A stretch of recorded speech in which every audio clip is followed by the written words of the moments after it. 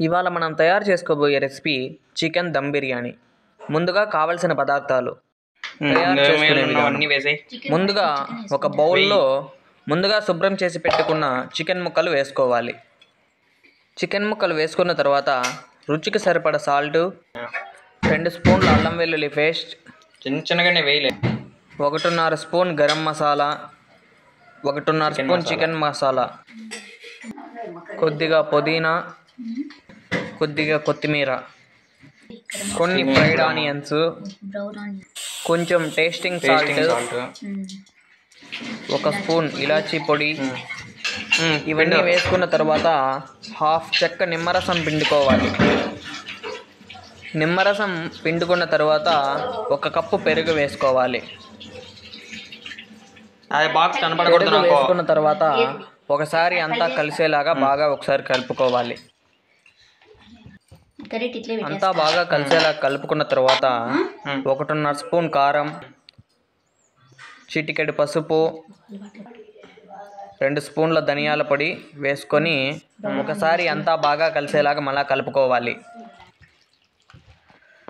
ఇలా కలుపుకున్న తర్వాత మనం ముందుగా ఫ్రై చేసుకున్న ఆనియన్స్ ఆయిల్ని వేసుకోవాలి. ఆయిల్ వేసుకున్న తర్వాత అంతా ఒకసారి బాగా కలుపుకొని 2 గంటలు ఫ్రిడ్జ్లో పెట్టుకోవాలి. తర్వాత ఒక బౌల్లోకి మనం ముందుగా నానబెట్టుకున్న బాస్మతి రైస్ను తీసుకొని అందులో నీళ్లు పోసుకోవాలి. బియ్యం అంతా బాగా మునిగేలాగా నీళ్లు పోసుకున్న తర్వాత 4 ఇలాచీలు, చెక్క, లవంగాలు, జాపత్రి, బిర్యానీ ఆకు, కొద్దిగా షాజీరా వేసుకోవాలి.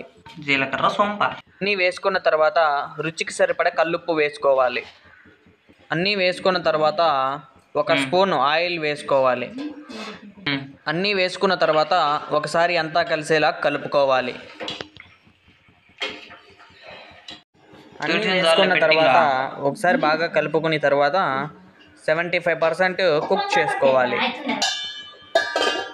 తర్వాత బిర్యానీ పాత్ర తీసుకొని ముందుగా మనం మ్యారినేట్ చేసి పెట్టుకున్న చికెన్ని కింద లేయర్గా వేసుకోవాలి.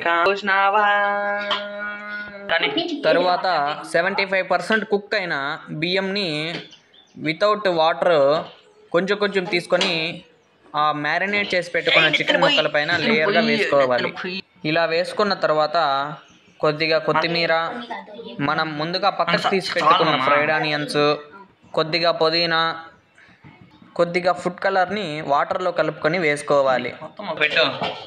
అన్నీ వేసుకున్న తర్వాత 3 స్పూన్ల నెయ్యి వేసుకొని 10 నిమిషాలు హై ఫ్లేమ్లో, 40 నిమిషాలు లో ఫ్లేమ్లో దమ్ చేసుకోవాలి. ఇలా మంచిగా దమ్ అయిన బిర్యానీని ఒక సర్వింగ్ బౌల్లోకి తీసుకొని సర్వ్ చేసుకుంటే మనం తయారు చేసి పెట్టుకున్న చికెన్ దమ్ బిర్యానీ రెడీ.